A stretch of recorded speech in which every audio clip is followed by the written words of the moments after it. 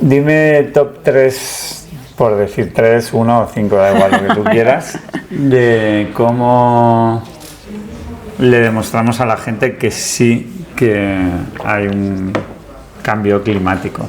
O sea, hay mucha gente que es negacionista. ¿Qué 3 cosas más importantes crees que son las más evidentes que le podrías decir a cualquier persona para que diga, vale, miro esto, lo entiendo? Es que yo creo que hay gente que ya lo está viviendo en sus propias carnes. O sea, lo está viviendo con las olas de calor consecutivas que empiezan ya en meses, a veces ya ni mayo, se están adelantando. Con a veces incluso muchas muertes prematuras, ¿no? en Europa. Hay incendios de sexta generación, o sea, incendios que le puedes preguntar a cualquier bombero forestal que no son capaces de controlar. Es decir, que les invitaría a tener una conversación con las brigadas forestales para que les expliquen esto no es normal y además no se puede gestionar de la misma manera. O sea, ya no vamos a apagar fuegos, vamos a tener que gestionar el monte mucho antes y meter mucho dinero público ahí. Yo creo que la Filomena, ¿no? Es otro ejemplo de repente vamos a tener eventos climáticos extremos así, como hemos tenido inundaciones, o hemos visto, ¿no? Inundaciones en Brasil, inundaciones en Alemania, inundaciones aquí en España, totalmente desbordadas, ¿no?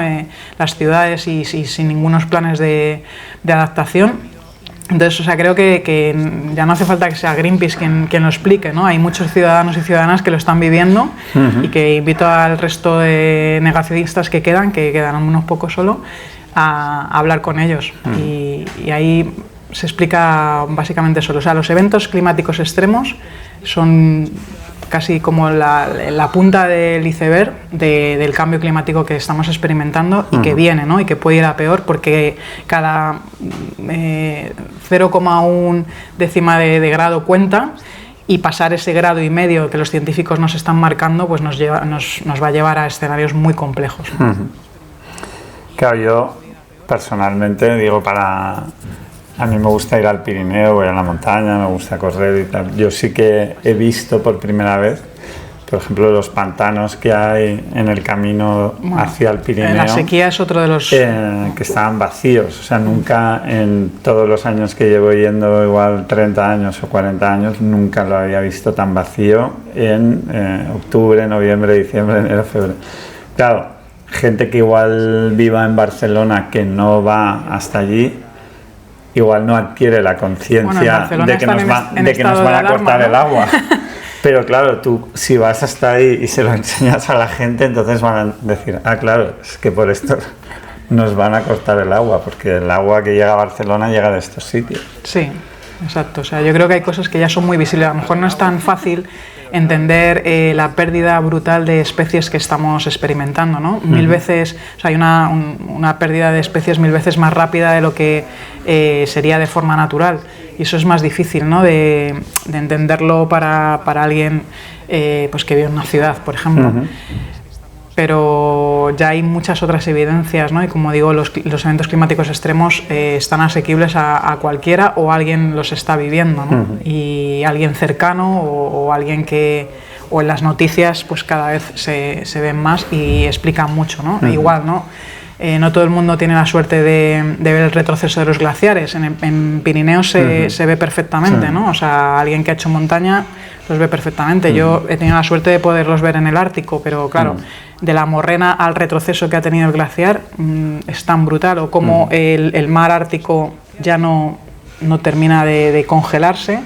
Pues todo eso son impactos muy grandes, ¿no? Que están muy relacionados, lo que está pasando allí está muy relacionado con lo que está pasando aquí, y el agua, que es un componente que es vida y forma parte de todas nosotras, pues bueno, en el momento en que se empiecen a estar derritiéndose de forma masiva todos esos glaciares, ¿qué va a pasar con el nivel del mar, ¿no? O sea, que hay muchos efectos que vamos a ir viendo cada vez más. La primavera es otro de los efectos que también pues la gente va notando, ¿no? Va percibiendo que las estaciones ya no son exactamente como antes.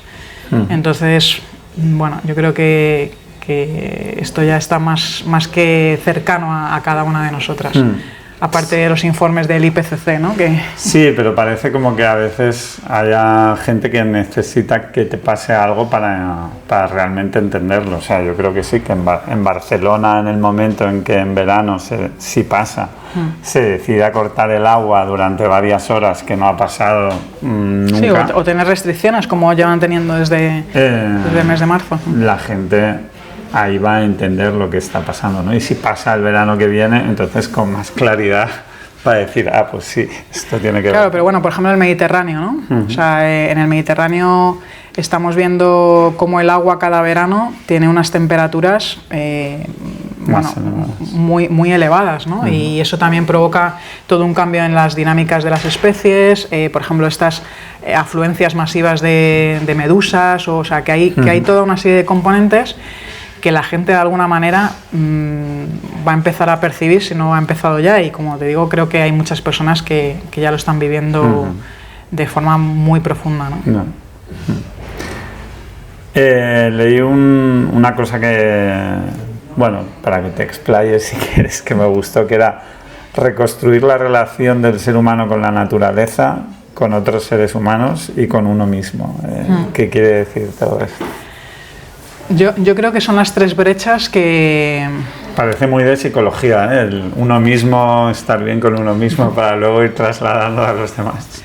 Bueno, es que yo creo que hay mucho que tiene que ver con el pensamiento, ¿no? Y el cómo cada uno estamos operando desde dónde.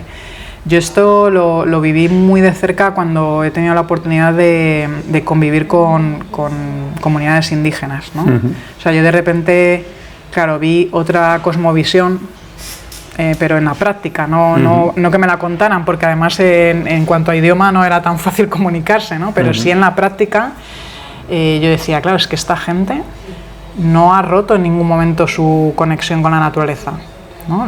Lo puedes sentir por los rituales que tienen, por la forma en la que la tratan, por cómo se relacionan simplemente, ¿no? O sea, es como somos parte de ella. Entonces, esa es una de las grandes brechas, ¿no? Y lo decía al principio, creo que el ser humano, sobre todo el hombre blanco occidental, ha sentido que estaba por encima de la naturaleza y ha generado un sistema de opresión a ella misma y a otras personas, ¿no? Esto desde el ecofeminismo se trabaja mucho. O sea, todos esos sistemas de opresión a la mujer, a las personas diferentes, a la naturaleza, pues ha sido una de las grandes brechas, ¿no? Entonces la naturaleza es una de ellas y cómo ver comunidades que no han roto esa brecha, pues dices, es que claro, aquí hay una clave que hay que explorar, ¿no? La de unos con otros también, ¿no? Porque ese sistema ha oprimido a otros que son diferentes, que no, bueno, pues que tienen otras sensaciones, otras necesidades, otra forma de operar o de vivir.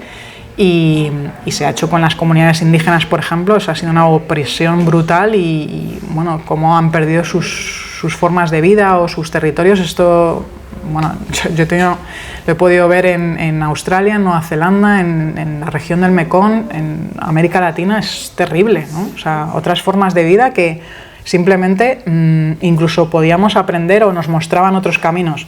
Bueno, pues esto lo vemos también en nuestras comunidades de vecinos o en nuestras organizaciones, ¿no? O sea, cómo nos relacionamos unas con otras, también hay una brecha ahí que tenemos que explorar. Lo he dicho antes, la crisis política que tenemos y cómo se relacionan entre ellos, no es para enseñárselo a ningún niño, de hecho. ¿No? O sea, no es educativa. Exacto, no, todo lo contrario, ¿no? Entonces creo que esa relación entre unas y otras es otra brecha a explorar y otra reconexión que tenemos que hacer. Bueno, pues la más cercana a cada una, que quizá pues del mundo más filosófico, yogi o como quieras, pero que me parece también fundamental, ¿no? O sea, al final, si estamos perdidas, y lo estamos viendo también con lo que nos muestra, ¿no? La solastalgia, la ecoansiedad, lo que vemos con los índices, ¿no? de impacto en la juventud. Bueno, yo creo que ahí hay algo que explorar también, que es cuál es mi propósito, a qué he venido yo aquí, quién soy, que me parece más importante que aprenderte de memoria no sé cuántos libros o los reyes godos, ¿no? Decían que te tenías que aprender, que yo no llegaba a esa lección, ¿no? Pero esa conexión con uno mismo, el parar, el pensar, el reflexionar. Por eso ahora hay muchas experiencias, ¿no? Del mindfulness o del yoga o de caminar por el monte, pero creo que ahí estamos bastante perdidos también, ¿no?